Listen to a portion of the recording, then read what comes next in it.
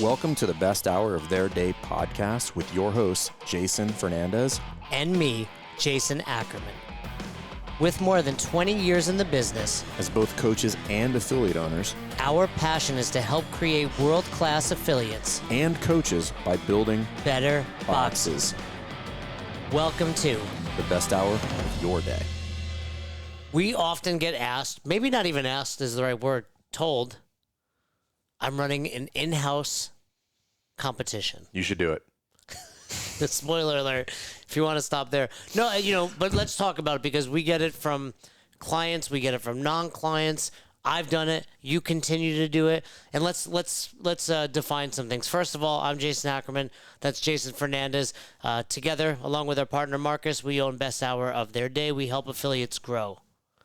One way you can grow is a competition. It's also one way you can set your gym on fire. Yeah, that would be a coin toss.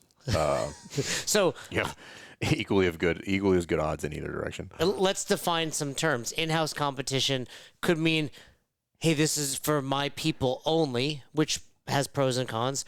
And then there's also a competition you're running at your box where you may open it to the greater public. A 50-mile radius, people may come in. Yep. I'm going to throw this out there in case you don't know. I ran the first ever non-CrossFit Games competition. Did you know that? Ever? Ever. What was it? How do you know that? Because I'll tell you how I know. I'm going to do what Christian told you to do to me, and I'm going to push back. I think you made that up. I did not make it up. Flashback. If we had a good film guy right now, media guy, there would be like the squiggly lines. 2008. With those sound effects. I had a member named Sue Rosenberg, still friendly with her. And she was like, the games happened, 2007, the first year. Mm-hmm. And she was like, you should do one of those. And I was like, oh, I should. So I reached out to Dave Castro. This is how I met Dave. And I was like, hey, do you mind if I do a competition too? And he was like, do whatever you want. He's like, I don't know who you are. I don't care. He didn't. But this is like, before Dave was Dave, and I had met him in my level 1, but he was like, do whatever you want, just don't use the word CrossFit. So what do I do? CrossFit. I use the word CrossFit, and again, it wasn't I wasn't intentionally stepping, totally wasn't paying attention. He's like, he literally. If you guys want to know something about Jason Ackerman, this is a perfect example of I'm going to ask a question, pay no attention to the answer, and then just do whatever the fuck I was going to do anyway. So you would still get an email like this from Dave, here's the link. I told you not to say CrossFit. And I was like, oh, I messed that up. So anyway, my bad. I believe, and I'll provide some links. There are plenty of videos still out there on YouTube. The 2008 East Coast Challenge, I think we wound up calling it. And then simultaneously, I forget the guy's name, a guy in Florida, we ran the same event, same days, etc. But let's see, there were some big names in there. Tanya Wagner, Heather and Ben Bergeron competed.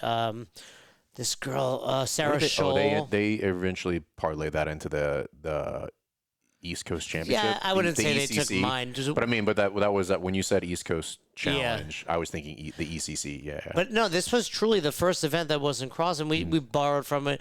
I organized a 5K. I did a CrossFit Total, and then we did a hopper event.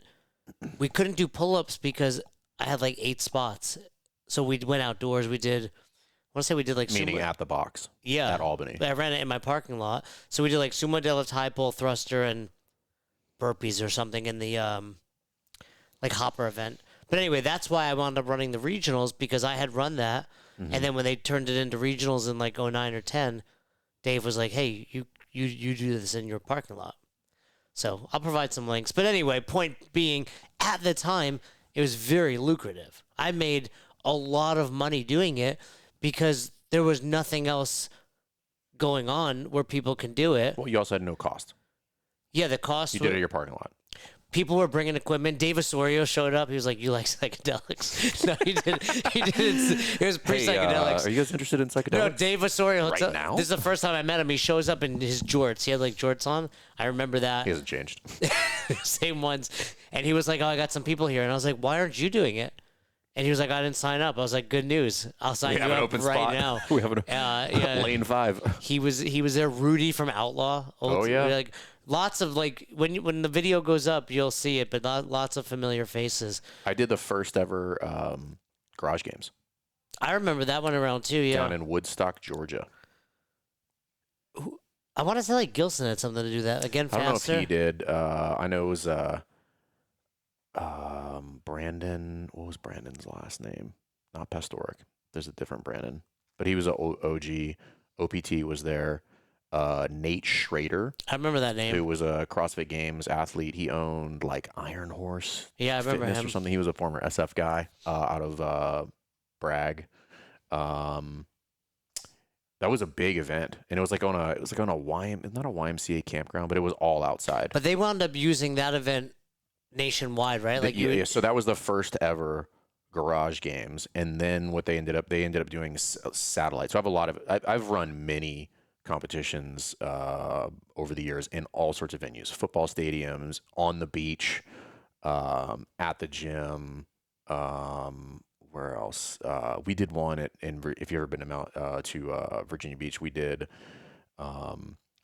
That was a garage games satellite event that we did. You ran it? I ran that one. How'd And you that do was that was out at Mount Trashmore. We ran that one outside as well. Ben Smith was there. I remember that one. How'd you do it, the one you he did? still talks about one of the workouts I programmed there. Did you beat him at it? No, I didn't compete. I was running the event. But I probably would have beat him. How'd you do it, the one you did in the garage games? I finished third. Dude, remember how'd you get so, like, CrossFit should be making you fitter in theory. Like, I know there's a point in time where you're like, you hang on. If you overtrain, you will have regression. Yeah. Oh, is that why you're overtraining right I was now? overtrained. Yeah, I've been overtrained for several years. Yeah, I might even be inflamed at this point. I mean, we will say, like, you give the What is Fitness lecture, it's like there's a steep uphill, like you get fitter, then you kind of plateau, but you're like massively, you're like free falling from outer space. I gave up. It's not what is a priority for me. No, but The thing I is, say all that to I've run No, many let's go back to it. competitions. I've run many competitions. I like the part where we're talking about you lacking fitness more than the. We can talk about that all. This is a whole episode about me lacking I will fitness. say this though, if you had to, I know you could still turn it on. You just choose not to turn it on. It hurts.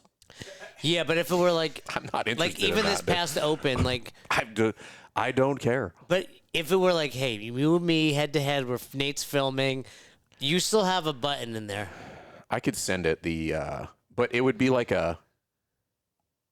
you'd hit the button and you're like, nothing's happening. Now, like, you're like, no, but you've had 2 hernia surgeries, I have had 2 hernia surgeries. 2 eye surgeries. 2 eye surgeries. I mean, you've been, the past 4 years has been rough. you've been beaten up. All right. The past 4 years has been But rough. I mean, that is a testament to fitness too. Where, I mean, think to we're like our mid 40s. Like, you think to most of our friends who haven't been through that are like grossly overweight and unfit. Oh, I mean, like, I went to my 20-year reunion in November, and I'm very proud to say I've aged better than most people. yeah, I in mean, my but that's the cohort. point. Like, you're still training, even at a moderate intensity, is way better than 99.9% of the world. So this is an interesting conversation. So we'll definitely talk about, like, should you do them, should you not? But I do think, and I've been guilty of this as well, the competition, wherever it's at, local, in your box, outside your box, whatever, it doesn't matter. Put them all in the same bucket. Has had these weird, wild pendulum swings where, like, early on, so call it 2007 to 2000. no, we already established 2008, first non-CrossFit Games competition I think you in made my that up. parking lot. Right. But meaning the games was 2007, Correct. right? So then you fast forward and you go probably up to 2012, 13, where competitions were a very regular thing. And competitions then, I believe, are very different now, much like the relationships between boxes is very different now. So in the early days, everything was about the community. Everybody went to all the competitions. People went to different gyms. I remember back in the day in the Open, a bunch of gyms, we would hop to people's gyms. So one gym would host Hey, and then Mike go to the from next one. CrossFit Army did that. Right. Mike and Hope. I think it's fantastic. I think there's a lot of that we should get back to. I think it has a tremendous amount of value. Let me for the tell you why community. it's not happening. Do you want to know? Well, you're gonna tell me anyway, so I could not. I think everybody that's watching wants to know. I've don't left it tell hanging. us. Don't tell us. It's because there's more CrossFits. So at the time, the radius or distance between boxes was greater, so it felt less competitive. It felt like Right. That's Correct. why 100%. Yeah. But I think there is a lot of value in that. I think introducing people to that environment, albeit in a safe way has tremendous value. Well, and also to that point, it's like if you're concerned about doing that, to me, that shows more about your lack of ability to foster a community. It'd be like, It's I'm tough. not taking my wife out of my house ever because she's going to find another man. Well, Well, she has come on to me many times. but it's like that's a lack of confidence on my end versus Yeah. I'm so confident in our relationship or our community that like we can go Well, anywhere. I think it's two things. I think there's a competition component to that. I also think that there is, I mean, how many gyms do you know of that competition or the competition mindset, we should separate the two. The competition mindset seeped into the gym and ultimately destroyed the gym. Yeah, and I think that's part of what we need to get to. But you do see in that, if you went and did, hey, there's 10 boxes, we're going to do the open together, Right. rotate the 3 weeks. There's some gyms that are going to win every time because that's the nature of what they do. They train hard. And then the argument I think both of us would have is like, that doesn't mean your business is healthy. It doesn't mean it's good. It doesn't mean the business is healthy. It's also not a bad thing. I think there's tremendous amount of value in exposing people to that. They're like, hey, there's other stuff. There's a big world outside your box. and Right? it's- Like there's a lot of stuff going on. This weekend while we're here in Nashville, there's the jiu-jitsu school has their annual. It's basically an in-house. There's 8 affiliates, and they all compete against each other. And for a lot of people that are competing for the first time, you're like, oh, I've got another gear, Yeah. right? And that's what's nice about like I can go harder. Yeah. Like we see it in the open. I got my first muscle up, pull up. Yep. I hit a PR. So there's bonus. But let's look at it now. I met a lot of people through that circuit that I still have relationships with. So I'm thinking like there's a guy named Judd Dean who's up in Delaware. He ran a really successful box for a long time. Easy Muhammad came to one of the events that I ran at the Sportsplex, which is a big football stadium in Virginia Beach. He like showed up out of nowhere, dusted everybody. He was incredibly fit then as well. Who else? Stan White is another guy who used to own Outsiders CrossFit. He recently sold that. I met him at the MAC, at the first ever MAC. Which was another competition. Yep, and that was hosted at I think it was BWI at the time, CrossFit BWI, Yeah, like in that Baltimore. guy had 3 names: John, Dale, Yeah, something like that. Yeah, and Thompson, something like that. Then, no, it was Dale. Brent Thompson or Dale. Yes, I know who you're talking about. Yeah. Yes, yeah.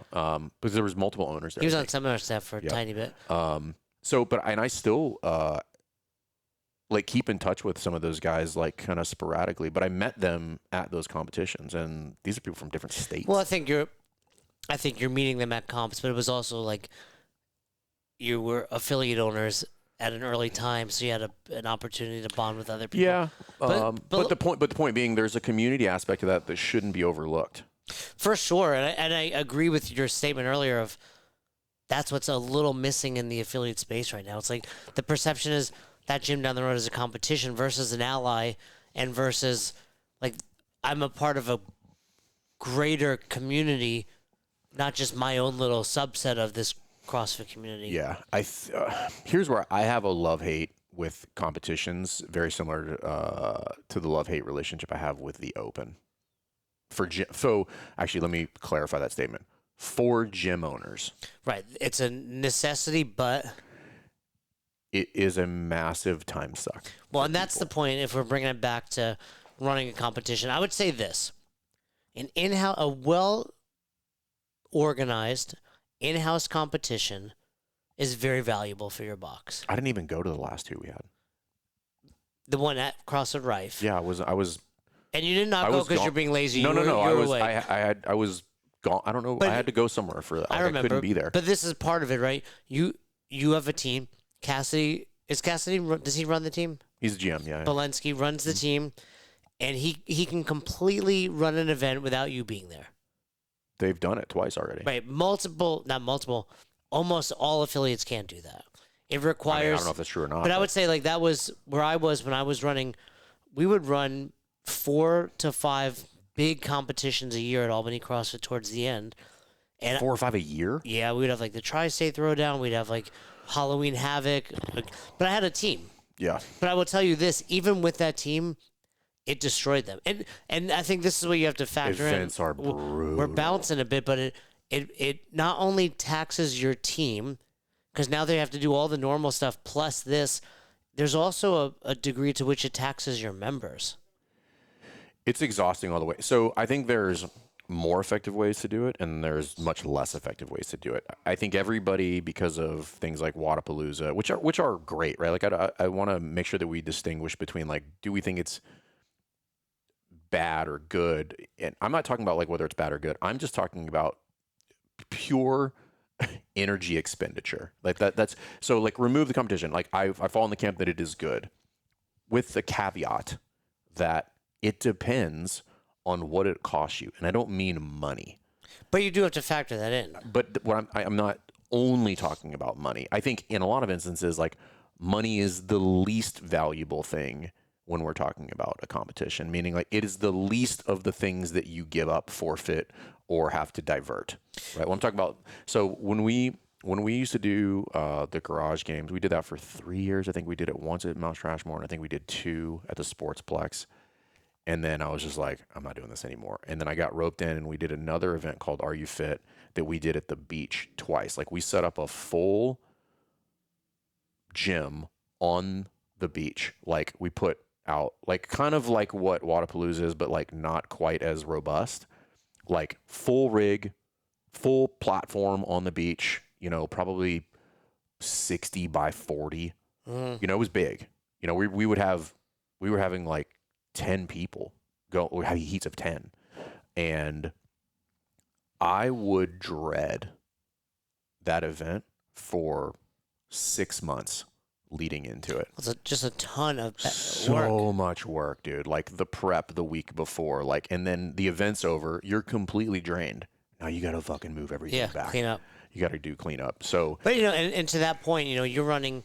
When I say it taxes your members, it taxes them mentally and emotionally, physically after the event, but also those that don't compete.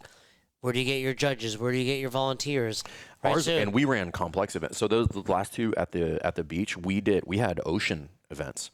So we had paddleboard and swimming going on there. So now the Virginia Beach Lifeguard Association, the fire department's there. We had to have swimmers in the water for all that kind of stuff. Like, so this is coordinated with the city. Yeah, that's that massive. We have to do. This is like, and there was like 200 and something odd participants, I think, in that one. And then we had a weightlifting competition at the same time, like a full blown like true Olympic weightlifting competition, like having those in tandem. And still to this day, I have people that come up to me just, I'll be somewhere like in a CrossFit setting and dude, that event was amazing. I'm like, I'm glad you enjoyed it. Yeah. It was fucking terrible. It ruined my life. Yeah, it ruined everything about my life. But I would say this, let's just knock this one off the board. A well-organized, easy in-house can be a half a day on a Saturday. It checks the boxes for those that want to compete. Yeah. It checks a community box. It gets some PRs. It gets the culture and the community up. You can have like, hey, you're in Heat 1, you judge Heat 2. Like, that's part of the deal. Mm-hmm. You can probably get a couple local partners or sponsors to give out prizes if you wanted to. You can also not do that, right? You have an RX and a scale division, 2 genders, done. I tell you who I think mastered this, and then that whole business died as COVID started. The Granite Games, I still think to this day, ran the best satellite competitions. Was it in-house style like that? It was in-house style like that. They gave you all of the assets, meaning they did all of the marketing, they created all of the workout videos, they gave you everything.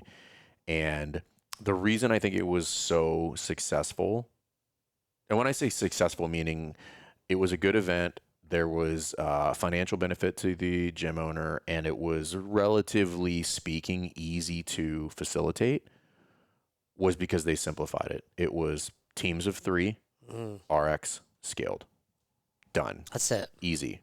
And you would have, I remember we ended up moving it. I don't remember why. It was supposed to be March 14th. We moved it a week, and I don't even remember why we moved it to March 7th.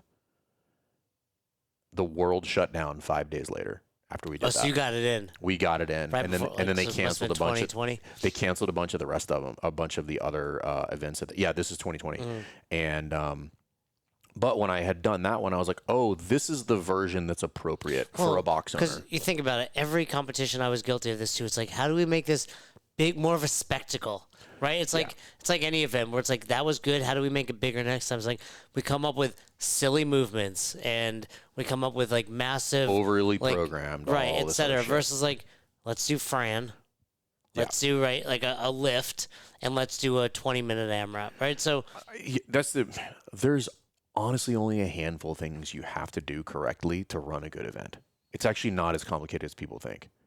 One is don't make all of the divisions overly complicated. Like, just make it simple. Teams of 3, right? You can get more registrations that way. So if you're talking about like unit economics, teams of 3 is like ideal. you get the people that might not have competed individually. 4 creates registration problems. It's hard for people to find 4 people. It's typically much easier for you to find 2 buddies who want to go do a competition. Or they have 2, and it's like I only need 1 more to compete. Correct. There's 1 straggler. Once you do co-ed, logistics, just throw it out the window, light it on fire, because now you have all sorts of programming problems. So like, you need double the equipment for most events too. or it just gets really weird. Because if you have barbell, I need to have this barbell and that barbell, or I have to have 2 size kettlebells out on the floor. It's just a nightmare.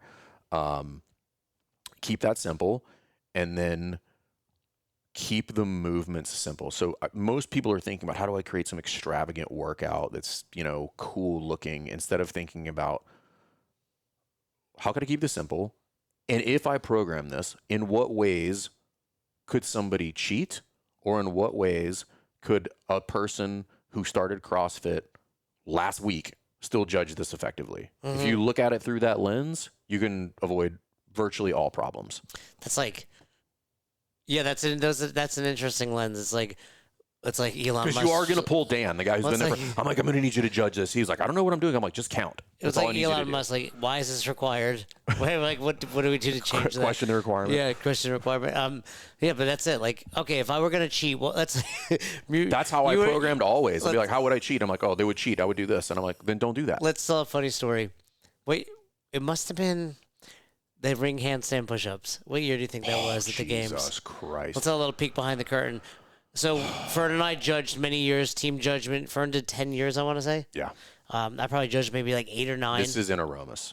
No, This sorry. This is the stadium, California, Carson. Carson. Yeah. So I did both. So. Well, there were 2 things that happened, I believe, the same year. There was a box jump over with like a heavy ball, I want to say, over the shoulder. I don't think those are the same year, but I know what you're talking about. So there was this event. Let's say those were not the same year, actually. That was the Friday night event. I remember it was like the end of the day, Friday night, and somebody messed up. Listen, I have my suspicions. Do you know who it was? I always want to throw Dave Tittle under the bus. It wasn't because it's Tittle. fun. No, Tittle messed up another time. It wasn't him. Tittle messed up. By the way, I did actually recently reach out to Tittle. He's doing awesome. Fire department, Denver now. The rings and push it. No, but go back to the boxing. So this is how the games. Everybody's moving fast, and all of a sudden they realize people are finishing on different sides of the box, and I'm like, mathematically, that's impossible. Yeah, but also so we get held in this. The judge's room is probably the size of this hotel room. Oh, we were late. That's right. We were there for till fucking 9 or 10 at night. Yeah, the event's over at maybe 7. It's a Friday night event. Dave and Boz were fucking pissed. They just left us there, and if you didn't mess up, you're just like, what's happening? I'm like, why are we here? Yeah, what's going on? They were furious. And then there's people that kind of whispers. Finally, Courtney. I think Courtney went and saved us. She was like, "You guys, they need to eat. Courtney Rife. Let them go." Yeah. So Saturday night used to be In and Out in California, but we didn't get it. That was Friday. But anyway, that's what the judging was like. You're just like, well, we're gonna leave you there to punish you. I think they were trying to figure out what was going on, so how they could figure out. And they were probably calling out witnesses. Come here, we're gonna talk to you. What did you see? Strap these things onto your fingers. Be like, what's your name? Where do you live? All right, now we have a baseline where you're telling the truth. So anyway, that was one year. Then the ring handstand push-ups. The reason I bring this up, everybody's like, Boz is telling us we're gonna do ring handstand push-ups, and the anxiety level in the room. I vividly remember Nick Tomlinson 100% being like, "Hey, they're gonna do this." No. And Boz was like, "No, never. No, don't worry. No, I believe. I love Boz. Shout yes, out. He was just like, you guys are worried about things that aren't going to happen. That's what he. Yeah. And I was like, 100%. That's going to happen. It was essentially like they're gonna arch their back and then extend and be locked out. Yeah, in a reverse C position. Yeah, and Bob, nope. So we get out there. Maybe we've told this story before, but the first heat goes down. Yeah, and we were all like, I wasn't out there the first heat, but I remember being like, well, they're doing it. So for those of you who don't know, at Carson in the tennis stadium, right? Yeah. In the tennis stadium, if you guys remember, there's a ton of video on this from old games videos. Like they had the main kind of like ramp where the athletes would come out. Directly adjacent to that is a very small, narrow hallway that we call the poop chute. Yeah. Which is where the judges Like it runs parallel. It runs parallel to that. It's just literally an offshoot of that thing, and I vividly remember, and I bet Chuck does too now that he's here. I vividly remember the first heat's going on, and there's a crowd of people. Like you're peeking out the curtain through to see what's happening, and everybody universally looks out and just goes, "Fuck," because it's happening. They're in this reverse seat, and they're like, "What the fuck are we gonna do about that?" And I think I was the second heat. Chuck, we're talking about ring handstand push-ups at the CrossFit Games, and I remember I was on the far end judging a guy named Christian Lucero.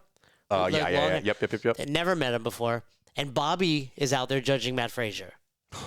And I'm on the far end, and Dave was like maybe 3 feet from me, and I'm like trying to hide, but he's like right there, like, and I'm like counting reps, and I'm like, well, Dave just looked mad, so I was like, well, he's not like Dave would be like, Ackerman, those are no like, yeah. And I was like, he's not yelling at me, so I'm gonna keep giving him these. Yeah. I was like counting them, and then I hear no rep. I could hear Bobby no repping Frazier. And we go back in, and the Facebook feed was delayed, or maybe it was like whatever the feed was on. Yeah. And it was like that girl's no repping Frazier, and that little kid or little guy is giving Lucero bro reps, and I was like, that was me. I'm the little kid. Oh, what a But I was like, but I was just like, that. I just didn't know what to do. But I remember vividly thinking like, Dave would be yelling at me right now if this was bad. He just had a look of disgust. It was like what we didn't want to happen was that. Anyway, we're talking about competition, and so don't program ring handstand push-ups. Or just how would you even have to change that standard? I would not do it. Well, I guess the standard is like your shoulder touches. Whatever happens in the middle doesn't matter. I do not believe right? there is an effective way to judge that movement. Well, it's like you start here and you lock out You'd have here. to be in a perfectly straight line with the straps would be like the only. But again, now it's subjective. The person's 15 feet away from you now, like, and you're at a like probably the worst angle but of the all point time is like from a judging we standpoint. kick the story off with like, how would you cheat by doing that? You would do that. You're like, I'm locked out, but you're locked out with this angle at the shoulder. Where we would want them to be here. Well, they like, fixed just it don't program actually like a year shit. or two later they did strict Nate, right, Chuck? And all Strict Nate. I don't remember that.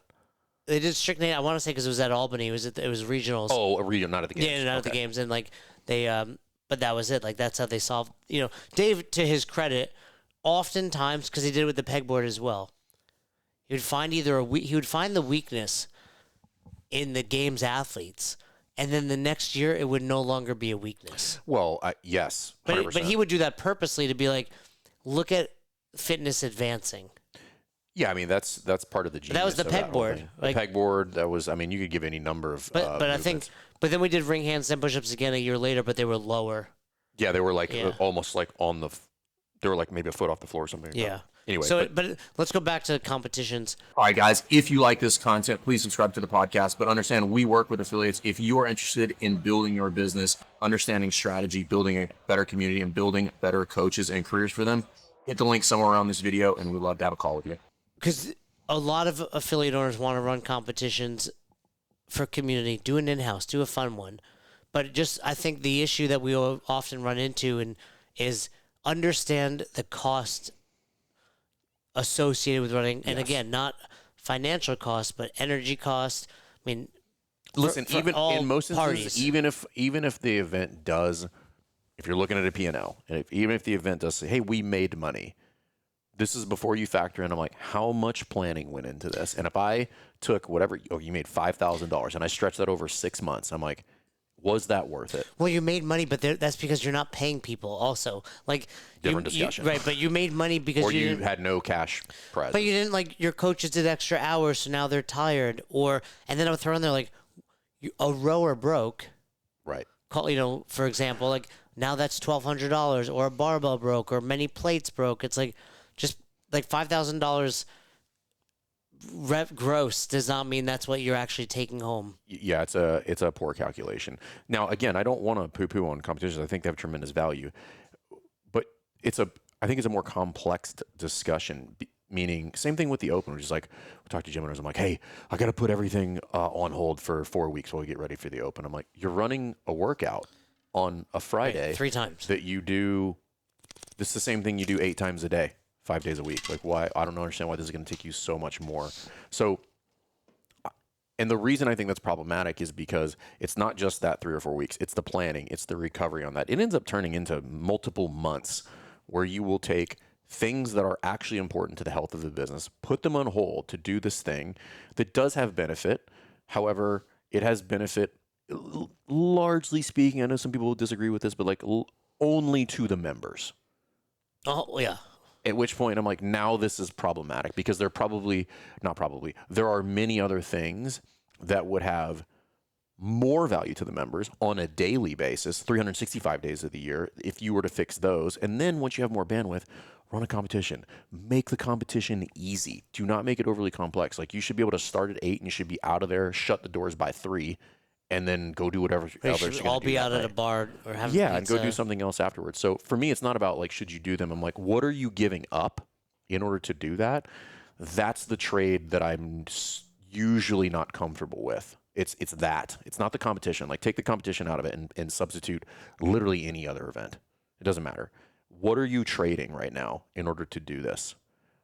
And usually it's not a good trade for you as the box owner. That's my beef with it. Now, I think they can be great for creating partnerships in local community with local businesses, to create some brand awareness for your brand, to do some fundraising, like CrossFit Krypton.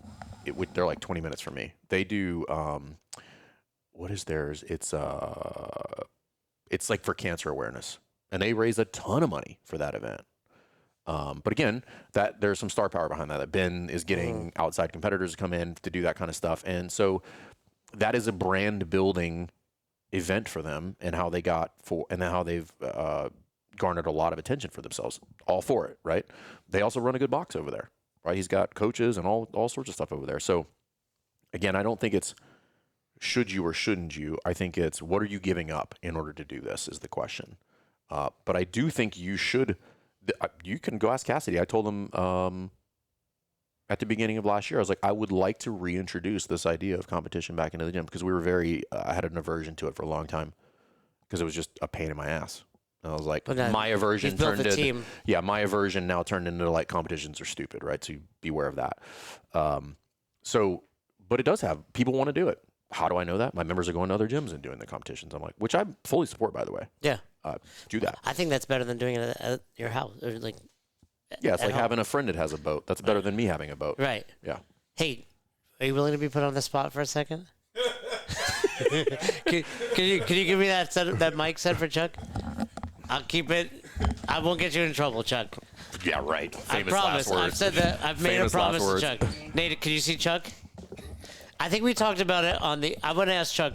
You're talking about boats, sir? No. We're going to talk about CrossFit competition. CrossFit competition. Because I thought you were going to ask me if I could swim. Well, good to see you, Chuck. Can you swim? Yeah, of course. I thought. Okay. Anyway. I know. I noticed what you thought. No. Well, I want to ask you that. We talked briefly last time. You imploded on a CrossFit at a competition, right? No. I thought you imploded on the overhead squat. No. Oh, as an athlete? As an athlete. Oh. No. What's your first competition memory? Because you still are fit, but you were like super fit early on. There was a time. Chuck used to regularly snatch 275 at a seminar. That's what. There was a workout. I remember you telling us. What happened? So, gosh, I guess it's 2008, 9, somewhere around in there. There's I guess it would have been sectionals back then, right? The qualifier to go to. There was one year that it went regionals to the games, and then there was a year they threw in sectional, then they were all regional. programmed individually. Yeah, so then it was regionals, and it was in Jacksonville, Florida. And the workout was a 300-yard suicide. Rest 3 minutes or 2 minutes, and then go deadlift 275 maybe, but you had to flash your fingers at the bottom of the deadlift. So there's no bouncing or Correct. Yeah. And so, I might have imploded. I mean, what happened? Were you winning at the time, or were you expected to win? I think the word was I was expected to win. What no one knew at that time, though, is that was you were 40. I was old, number one. But number two, I didn't enjoy running. So, but I could do it well, obviously, because of my sports background. Yeah. So, especially at 300, right? Like that's it's just shuttles back and forth, easy day. Kind of reminds me of a little football. Yeah. But the point was, I might have come in first or second on the shuttle, and in the transition over to the barbell, I think I sat down, and then I laid down, and then I stayed down. This is when the judges have a medical emergency. Man down. But anyway, what ended up happening was you could hear back then they allowed the spectators to be on scene, so they were relatively right close. in your face, yeah. And you could hear some of the spectators talking about the strategy that I was using instead of going wide open on the. Look deadlift. at this guy, he's brilliant. He's not even deadlifting yet. As soon as he starts deadlifting, he's going to blow it out of the water. He's waiting for everyone to start. And I think I did 3 and took a knee. So it was. Somebody's over there is like, look at him. He's trying to bring his heart rate down. This That's is strategic. exactly. Yeah, I'd be like, no, he's dying. What was the first year you got involved in judging? Judging was 2009. That was, I think, the last. No, that was the Annie at the games? Correct, yeah. So were you already involved in CrossFit, or did you just show up? No, I was already involved with the seminar staff and traveling doing seminars, and then got invited out like everybody else to judge. So, Because that's the Chuck rule. yeah, don't get too excited. Yeah. Well, no, every year they're like, I think it's kind of diminished now, but back then it was equal coaching, cheerleader, judge, right? Like for all of us. That's a great photo, though. It's a phenomenal So photo. the story, Annie had never done a muscle up. Correct. And Chuck simultaneously coached and judged That her. is inaccurate. But you got her first muscle up. I mean, did. You spotted her. I might have motivated her and been excited for you- her, but I did not coach. I think Jeff Tucker was the one that actually. No, I know you were coaching. Okay, good. But you know what's actually Had a hell of a interesting? fist bump at the end, Yeah, though. right. Trying to control that emotion was a big deal because here I am 2 years into the coaching journey, and I've got this young girl that knows nothing really about CrossFit. She's flown all the way over here to do this Iceland, competition, from Iceland, and as a coach, I'm sitting there and I want to give her all of the knowledge that I have to do the movement, and so that was the struggle. That was the part I was torn with in the moment. I'll say this: we're going to do a podcast with you coming up. Okay. And we're going to talk about your journey on seminar staff and coaching. But I've seen that same excitement dozens of times on the muscle up station. Yeah. Like, Yeah, and that's what's cool, right? Like, for all of us, like any one of us at the level 1, there's a muscle up breakout. And ideally, if all things go well, 1, maybe 2 people get their very first strict muscle up. Yep. And I know what many of our people, from you to him to Jenny to Todd to Chris Russell, their reaction is. Because, the same. Like, we all react the same when they get their first muscle up. So it's cool to see that, like... I like it when the that's person gets it and they're like, they're trying to be cool. Yeah. Right. And they're like, it's the first one. I'm like, is that your first one? They're like, yeah. And I'm like, you should smile. It's kind of a big deal. Yeah. They're like, I was like, back in the day, we used to spend weeks trying to do that shit. And there's like, one day I'm going to get up there and do that muscle up. Yeah, so, if that part ever gets old, then maybe it's time to get out. Yeah, but it's as time to long hang as it up. as long as it's not old. Did you guys run back in the day at CrossFit Atlanta? Obviously, that's, if we go back to like Mike G and that whole crew. What was the owner's name, the older guy? Dan McDougal? Dan McDougal, yeah. The Godfather of The CrossFit. Godfather, yeah. Were you guys running competitions there at Atlanta? I don't know if They ran, were competitive, but I they don't know were if they very ran competitive. competitions. I don't recall there being hey, on this Saturday there's going to be a competition, but that doesn't mean that it didn't happen. Remember, I was north of the city a little bit. Yeah. So I wouldn't have known all the details about that. I just figure like in that, because in those days, I don't know what the numbers are now, but there used to be probably upwards of 100 boxes in Metro Atlanta. Yeah, you could literally go 35 miles out, draw you a nice circle, and there was well over 100. Yeah, like I know there's like if you were to go do a 400-meter run, you might run by 2 gyms. Correct. To do that there. Well, the Atlanta boxes, were right on top of the CrossFit Atlanta And North Atlanta. yeah. And North. Yeah. I just figured there would be like some sort of competition circuit kind of there at that time frame, but They I don't ma- remember. Look, they had quite a few athletes that were, competitive to your point, but I would say that virtually every afternoon and every morning there was a competition going on in that gym, just not as structured. What was that? There's another guy out of that area, Brandon. Yes. You know what I'm talking APT? about? No, He was a former football guy too, I believe. from out of the He's like in that Georgia, Atlanta area. Brandon, what was his name? gosh, I can't think No, of his last AFT, name. not Nope. APT. You know what I'm talking about, Yeah, I though? do. That was in that area? Brandon Wallen. Is that it? No, Brandon Wallen. Brandon Phillips. Brandon Yes, Phillips. Brandon Phillips. Brandon Yep, Wallen yep, owns yep. a box in that area. Correct. Yep. Him, his, I would say his wife now. She was on like the Titan games or something recently. Bree, I think. Bree, yeah. But I remember going to Atlanta for the first time with Ripito to CrossFit Atlanta. Mike G was there, and I was like, "Oh my God, that's Mike G working out over there." Like I didn't know him at the time, but he was like so fit. Yeah, incredibly fit. I mean, he still is. He's perhaps fitter now, but Incredibly educated as well. yeah. too, so. But I was like, wow, that's my like. 87 You master's remember? degrees. But you remember what it was like when you were younger? Like not when you were younger, but at that age of CrossFit, like that's Mike G.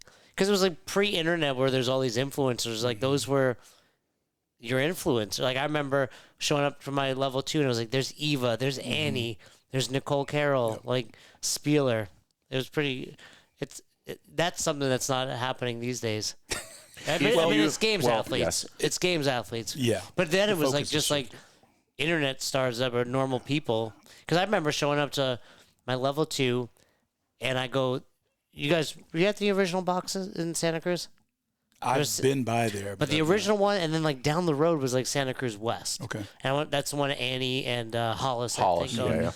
And I was like, I remember I go into a class and Eva T was teaching, and I was like, we're wrapping up. She's like, I gotta go, and I was like, where are you going? She's like, I gotta go to work. Like she was a dental hygienist. And I was like, you work?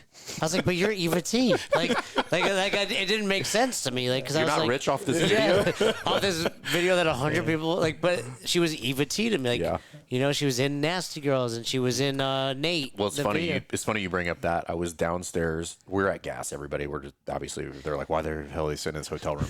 So we're at Three this event across. in Nashville. Yeah, and there's a lady, girl, whatever, downstairs, and I look at her. I'm like, that's Jolie Gentry. Oh, Jolie's wow. here. It's not. Okay. But I was like, She won the I first CrossFit I would have Games, yeah. bet money it was her.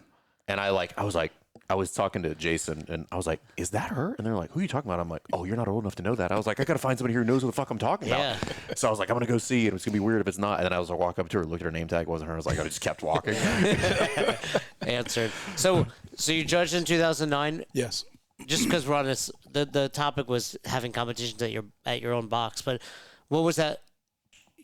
What's your role now usually? Like the last 10 years or so, you've been head judge? Is that what? Yeah, so Todd Widman and I were the head judges on the teams while Adrian was still running the individuals.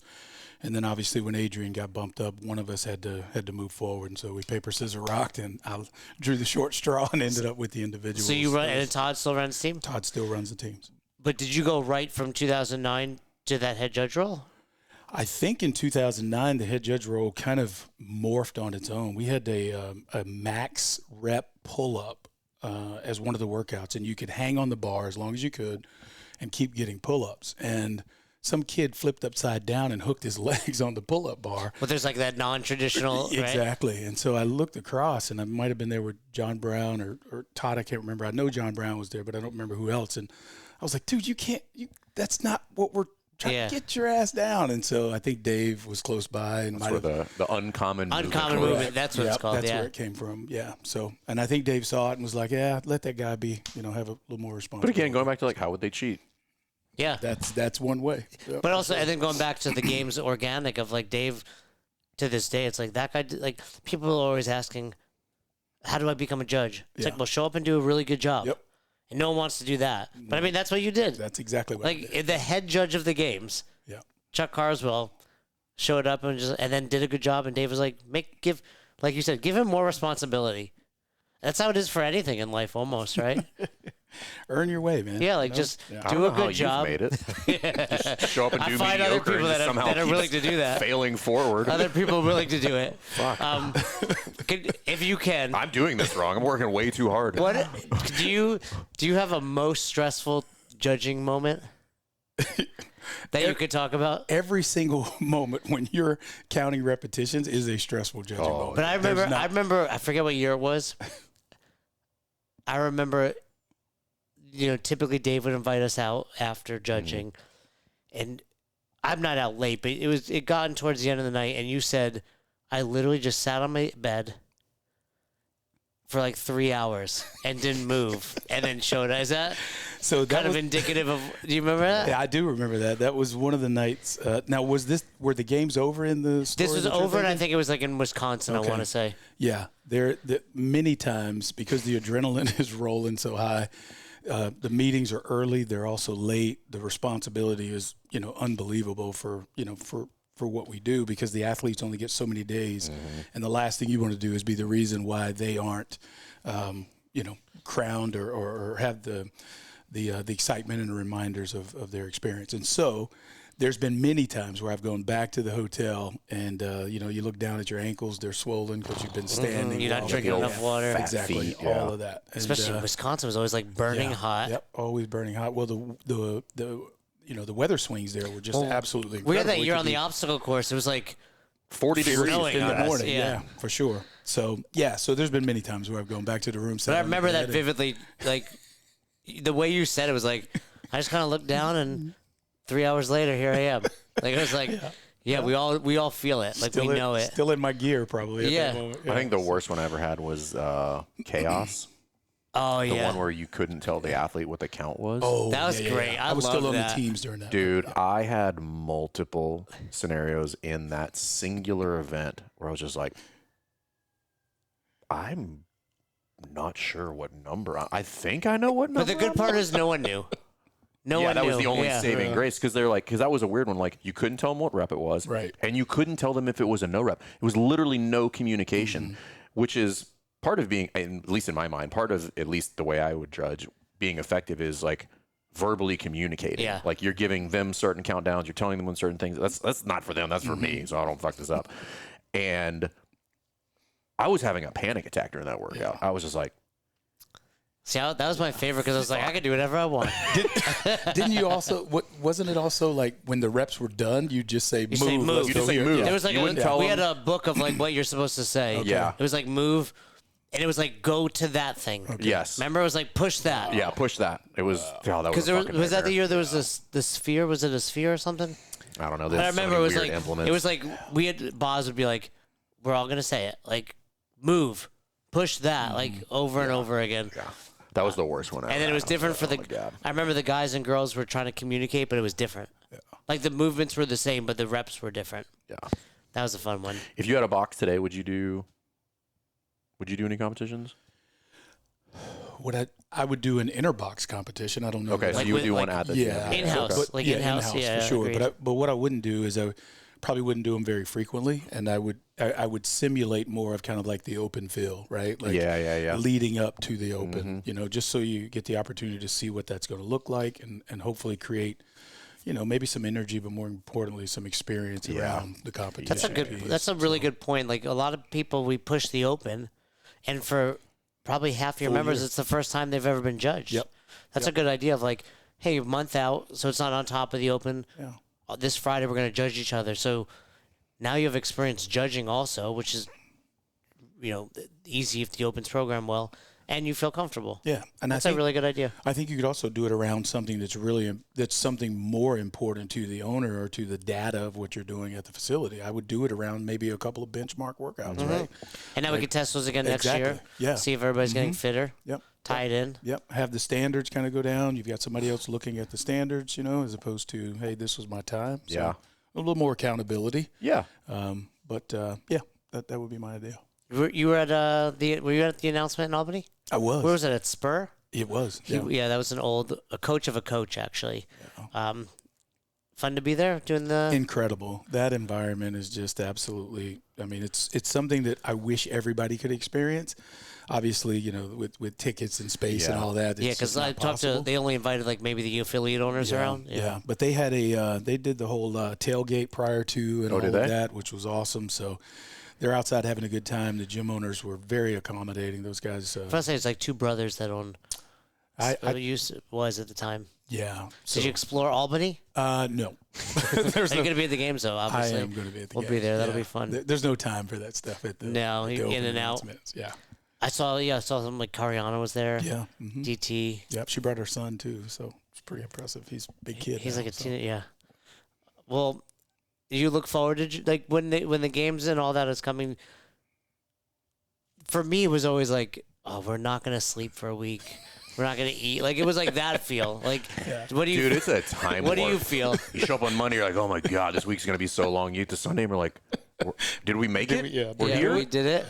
It reminds me a little bit of like 2-a-day football camp, right? It's like you're survive. It's like you show up and it's like, okay, we're checking you in. You get your locker, you get your jersey, and all that stuff, and then you don't remember anything except sun up, sundown. You're doing the thing until it's over. So, but it's a great, weird, and it's a great memory. Experience. It really is. It's like one of those things where it's just enough time that by next year you're excited to do it again. Yep. And then like you show up and you're like, oh, I can't believe they got me. Like, here, I'm doing it again. Listen, at the end of almost every year, I sit on that bed for about 2 hours, 3 hours. I'm not doing this again. I don't think I can do this again next year. Yeah. And I end up damn near begging. I'm like, you get the invite? I'm like, we're going. You get there and you're like, what did we do? I'll tell you, this is how it feels.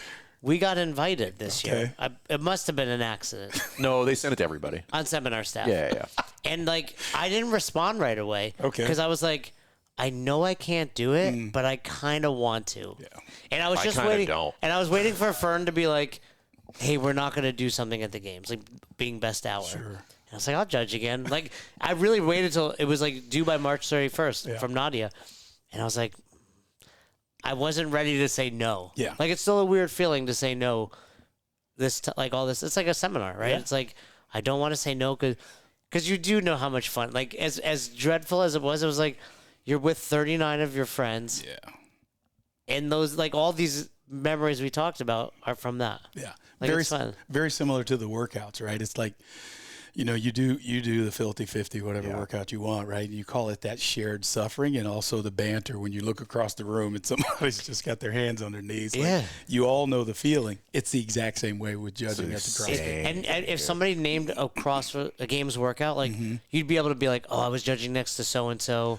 And I remember this happened. Like, I remember some of them. I do too. Oh no, I bet you I bet you if someone's like this workout, you would be there again. And I think what's cool too. Some of them are a blur. Like some of them. Yeah, no, I couldn't. Well, and I think what's cool too is now all these years the documentaries like that. The year that you remember Greg.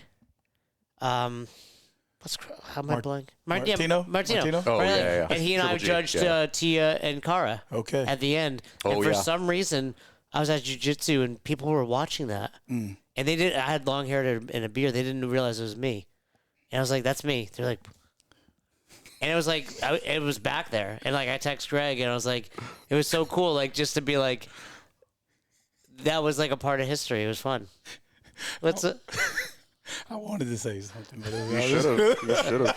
This is a professional, Chuck. I'm a professional. If anyone's gonna get in trouble, it'll be me. Yeah. I gotta, But then no, it's fun looking back on, or I've to gain, like running the teams and. Rob Lawson, I remember Jomo's speeches. Jomo's, but there was His a time. Drawings. Do you guys remember this? Chuck wouldn't remember this. Fern, it must have been Madison. We were on the second floor this year for the team meetings, tables. And I remember Dave pokes his head and he was like, Rob, come on. And Rob goes. Rob Lawson. Oh, okay. 30 minutes later, he comes back with like hay all over him. Wow. And I was like, we were going to do the cheese curd event. Yeah. And they were like testing it moments before. I remember like, and quietly I was like, why didn't he pick me to test it? I remember like, Rob's not that fit. Rob is fit. Rob's extra Definitely. fit. Or the year we did the shuttles with the overheads. You were probably on the side. Dude, that escalated. So they that's were when they did testing they did the shuttle push jerk. Push jerk. Yeah. Where they had the blocks. Correct. We were all like, Dave was like, all right, everybody get up here. And we were like, all right, we're going to walk through it. And then, Bob's like, we're going to walk through it. And Dave walked, he's like, no, we're going to do it. And everybody's like, what do you mean? He's like, we're going to do the workout. dude, it was Jaguar style. And then that divulged into chaos, right? Everybody started off as a jog and like Dustin Virgil's over there. Dustin And all of a was in sudden it. people are sprinting. I'm over there completely not warmed up. I was trying to sore for the split rest of jerk the week. My 20 hamstrings. 225 in the grass. And I was just like, I'm going to break my back right now. But it dude. was so fun because So fun. you like when you sprint cold like that, like your hamstrings just immediately lock. Oh. I was like, I couldn't walk or the times we've had to kneel on the turf. That's more painful. Flaming hot. All right. We'll let you go, Chuck. We got a real podcast coming with you. Hopefully we didn't get you in trouble. And Oh. the short of it is, if you're going to run a competition at the box, be smart about it. Be smart about it. I think it's baked into the DNA of the community. I definitely think people should do it. I just, being in the nature of like what we do with gym owners, which is like trying to get them to allocate resources correctly, like understand you don't always have to do them and you don't always have to make them overly complex. If you can do them, try to make it a scenario where like it's a win-win-win for everybody. It doesn't take you a ton of time. You get what you need out of it. The athletes are happy. Your team's happy. That's the best version. Thanks for checking out this episode of the Best Hour of Their Day podcast. We appreciate you listening and choosing to have us help you in your passion for coaching and affiliate ownership. You can find more episodes just like this on all podcast platforms. If you're interested in learning more, you can reach out to us on any social media platforms, or you can visit www.besthouroftheirday.com to book a call. If you found this episode helpful for you, please share it so that we can help other coaches and affiliate owners to help build a bigger and stronger CrossFit community. Thanks for listening.